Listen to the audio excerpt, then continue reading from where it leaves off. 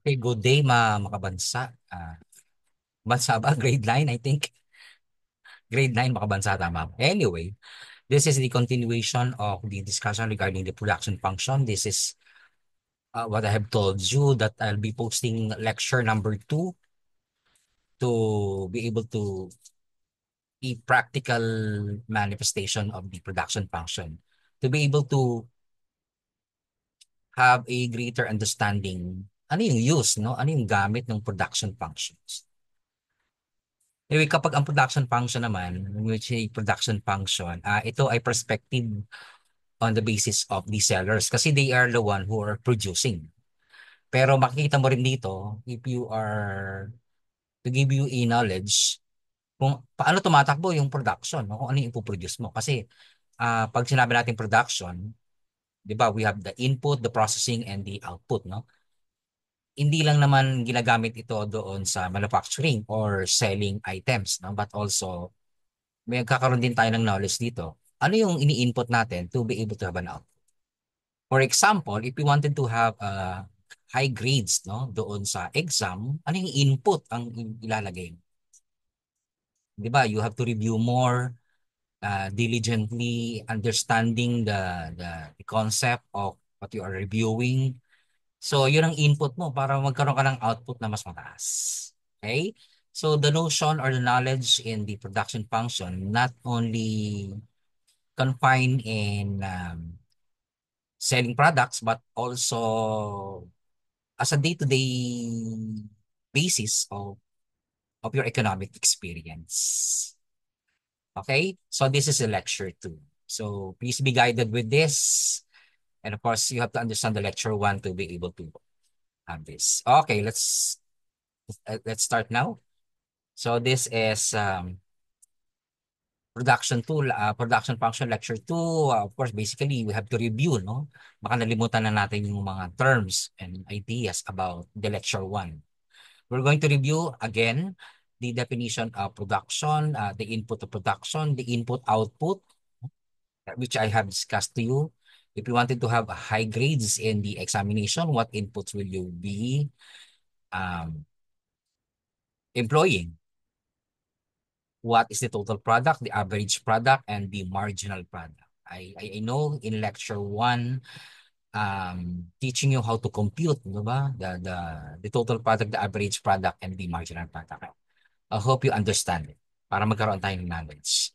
So that is the production function. So as I've told you, production function not only confined with selling products or manufacturing products, but also a knowledge in the limitations of your productions or the inputs to be employed to have a better or a good productions. Okay. The production called as we learned this is the transformation of inputs into outputs. Ito yung pagpapalitan nyo, no? Ano yung inputs na i-employ mo bago ito magkaroon sa output? And before magkaroon ito ng output, the processing, no? The processing stage will also be employed. No? Ano yung gagawin mo doon sa inputs? Paano magpa-process siya para magkaroon ng outputs? Okay? So, ang produksyon ay kung saan ang mga input o salik ng produksyon ay ginagawang produkto o serbisyo ng bahay kalakalan. Okay? Ano yung mga salik ng produksyon? Ito yung mga tinatawag nating labor, capital, the land, entrepreneurship. No? At ito ay mga inputs of production para magkaroon tayo ng output. Pero the discussion of production function is only limiting to input, output, at saka limiting to factors of land and labor to understand about the notion or the concept of the production functions. So ang production function ay kapag pinagsama-sama ang lahat ng mga salik na produksyon, tayo ay makakagawa ng iba't ibang klase at dami ng produksyon o serbisyo o outputs. Okay? Ay binigay ko example yung lapis, no? Ano yung mga ingredients nito? Ano yung mga other inputs para makapag-produce tayo ng physical pencil, no? Yung pencil mismo, di ba? May kahoy, may lead, may strip of steel, metal, at saka yung pambura, no? So, para may paint pa ito. Tapos, para makapag-output siya, and we do the processing, para maka-output siya, it would be a final product pencil. Okay? So kapag pinagsama-sama mo lahat ng salik ng produksyon, tayo makakagawa ng isang output. That is production function. Okay, take note, ang production function, ang dami ng outputs o the total product ay nakadepende sa kombinasyon ng inputs. Diba, binigyan natin example ng lecture 1, isang ektaryang lupa, no? Tapos ilan yung manggagawa with the same input of raw materials, ilan yung manggagawa? Kapag isang manggagawa a limited number of outputs. Kapag dalawang manggagawa, dumadami ang output. Pag tatlo, apat, lima, dumadami ang output. Okay? So, pero dumadating ang panahon o dumadating yung period na ito ay bababa. Ano yung term na ginamit natin dyan? That is the law of diminishing marginal product. Okay? Yung dalawang uri ng inputs, no? We have the fixed inputs at saka variable inputs. Diniscuss ko yan. Di ba yung fixed inputs ay yung lupa o gusali. Kung nagsasaka ka ng, kung nagtatanim ka ng mais, ang pinaka-fixed inputs mo ay yung isang ektaryang lupa. No? Kahit ilang manggagawa ang ipagawa mo dyan, mananatili ang produksyon. Kung ang maximum production ng isang ektaryang lupa ay 10 sacks of mais, kahit ilang manggagawa dyan, ay magiging, ang maximum output lang din talaga ay 10 sakong mais. Ano naman yung variable inputs? Ang variable inputs ay nagbabago tulad ng bilang manggagawa.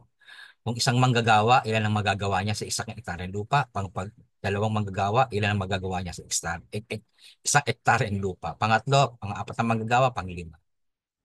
Okay? Yan ang dalawang uri. Fixed inputs at saka variable inputs.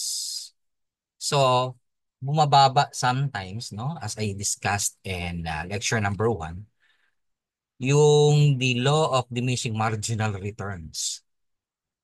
There is a limited number of employable output, inputs na talagang makakagawa siya ng maximum total product. Pag nagdagdag ka pa ng isa, mananatili lang siya. Kung talagang 10 sacks of rice din siya, sa limang manggagawa, ginawa mong 6, 10 sacks of rice pa rin. Ginawa mong 11, baka hindi na makagawa yung, baka bababa na ang productivity ng bawat laborers. As I have discussed in lecture 1. So, the law of diminishing marginal returns, by holding one of the inputs constant except for one and continually increasing the other input, a point will be arrived at the certain point wherein the rate in the increase of output will fall. So bababa yung kaniyang rate of increase. Discuss natin yan doon sa ano. Okay? In translation, ang batas ng pag-aalis ng pagbabalik, ano? Ang batas ng diminishing returns ay nagsasaad na kapag ang isang kadahilanan ng produksyon ay nadagdagan at lahat ng iba pang mga elemento ay mananatiling pareho. Ang idinadagdag na halaga ay mas mababa kaysa ginagawang pamumuhunan. Kung nakakalito ito, to make it simpler, kapag ikaw ay nag-employ o nag-input ng, you employ two different inputs, the fixed input and the variable inputs, may sapat na empleyado na maaaring gamitin para sa fixed input tulad ng milk tea outlet ni Benson, as discussed in lecture number 1. Sa maliit na pwesto ni Benson ng milk tea outlet, ilan dapat ang magiging? Base doon sa ating table. Okay? Magdagdag ka pa, patuloy no, ang pagbagsak ng produksyon at kita. Okay, naintindihan? Anong ginamit na batas ng law of diminishing marginal returns? Okay? So kung sa gusali natin, siya ang fixed input, ang bilang na manggagawa ay 0, 1, 2, 3, 4, 5, 6, 7. So the total product on the combination of 10 gusali at 0 walang gagawa. So 0. As we go on to in increasing the number of workers bilang manggagawa, 1, 2, 3, 4, 5, 6, 7, there is also an increase of the total product. But there is a period that as you increase the number of workers, it will remain and continuously going to fall, no? The productivity and the total product. So nag-fall ito doon sa combination of 10 and 6. 10 input, fixed input, and 6 manggagawa. So meaning, anong tamang kombinasyon lang ng fixed input na 10 at saka yung bilang ng manggagawa? Okay? So it's a combination of 10 and 5. Kasi 9 is the maximum production. Sir, yung sa 6, 9 din eh. Yun nga lang, nag-employ ka pa ng isa. Ipapasweldohin mo yun. Okay? Kung nagagawa naman ng 5 with the same amount of the total product, why employing another worker? No? Another labor. So same thing with the average product, patuloy na bumababa siya, tapos yung marginal product mo ay naging 0 na. So the question is, what is the exact or the enough combination of the fixed input and the variable input? So we will go to the 10, 5, producing maximum of 9. Nakukuha? Law of diminishing marginal returns. Okay, take note. May sapat na empleyado, inuulit ko, na maaaring gamitin para sa fixed input tulad ng milk tea outlet ni Benson. Ganun din, kapag nagbe-business kayo, ilang tao ba dapat? I give you an example about the report, di ba? Sir, meron kayong group report, no? Limiting only to 3. Sir, pwede ba 6? Pwede, yun nga lang. There is this law, diminishing marginal returns. Wala nang gagawin yung pang-4, pang-5, pang-6. Kasi kaya na ng 3 yan. Okay? Yun. Apply mo yan sa business. Apply mo yan sa production. Ganun din, no? The same principles. So kung magdadagdag ka pa, patuloy ang pagbagsak ng produksyon at kita. So gets? Now, paano natin mapapakita ito sa pamamagitan ng graphical representation? No? Take note of this. You will be doing a graphs just like this, no? So sa total product based on our table, no? Ito yung 0, 0, tapos 1, 1, 2, 3, 3, 6, combination 4, yan. So saan ang pinakamataas na produksyon na total product? What combination? Actually, yung sa graph, it's the combination of 10 and 5 yun, ano? Dapat sa taas pa yun. So, the total product of 9 is the maximum. Ginawa mong 6, 9 pa rin, pero hindi na siya, what do you call this? Hindi na siya viable or hindi na siya workable because you employed another and then you pay for this additional employee, no? Labor. So, lugi ka dyan, ano? Nagagawa naman ng 5. So, that's how we apply in the graph. Same thing. So, kapag ang pinakamataas ay 5, in the combination of, here in the table is combination of 5 and 9, producing ilan to? 9. So, siya yung pinakamataas, the maximum number or the maximum combination between the laborers and the labor and the land. As as we plotted the details in the table. Okay? How about the average product? So, ang tendency niyan, as we employ another labor, bumababa siya. No? So, in what point na bumaba, nagkaroon ng peak production or the peak average product upon employing more labor. So, ito siya, no? Doon sa combination of 3 and 2 that produces 2. Sir, yung combination of 4 and 2 is 2 pa rin. Pero nga, it is not advisable to add more because you will be tailing to the same production. Same Number of production. Two pa rin. Kung kaya ng tatlo, bakit? Ba't magdadagdag pa? Okay? The total average in the marginal product. Ayan siya. Nilagay natin to sa table. Ayan. So, the highest combination is 3 and 2. The marginal product. Why? The highest is 3 and, I think this is 3 and 3. Now, with that point, no? Ayan yung pinakataas. Kasi nung nag-employ ka pa, yung marginal product na, ay bumagsak na papunta dun sa ano. Hanggang sa ito'y maging zero. Hanggang sa ito'y maging negative. Yan ang marginal product. So the highest point in which laborers number of laborers to be employed is 3 in this matter, marginal product. Kuha. So all of these details in the table will be plotted in the graphs. Ito yung gagawin ninyo, no? Yung lecture number 1 natin, yung ating gawain number 1, ilalagay natin siya, ipa-plot natin siya into a graphs. So, yun ang magiging gawain number 2 natin. Okay? Naintindihan ba? Ayan siya, oh.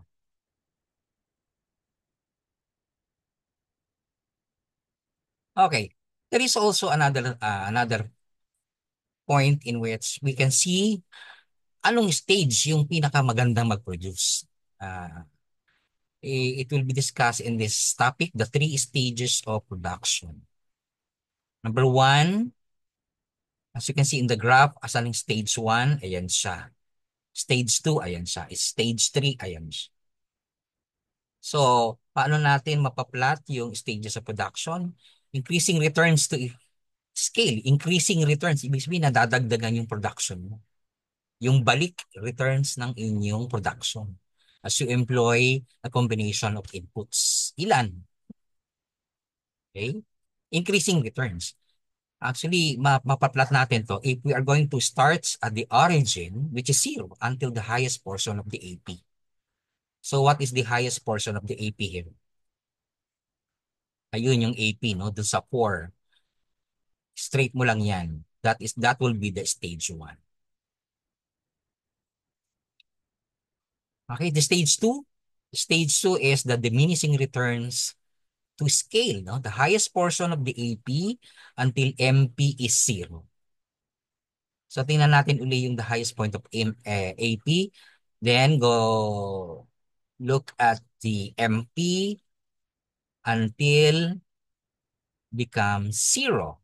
So ayun yung stage 2. Nag-gets? So maglalagay mo ng demarcation line yung stage 1 saka stage 2. How about the stage 3, the negative returns? Talagang hindi ka na kumikita dito, no? Wala nang balik sa iyong produksyon, ano? Negative ka na eh. Kasi yung sa stage 2, nag-zero na.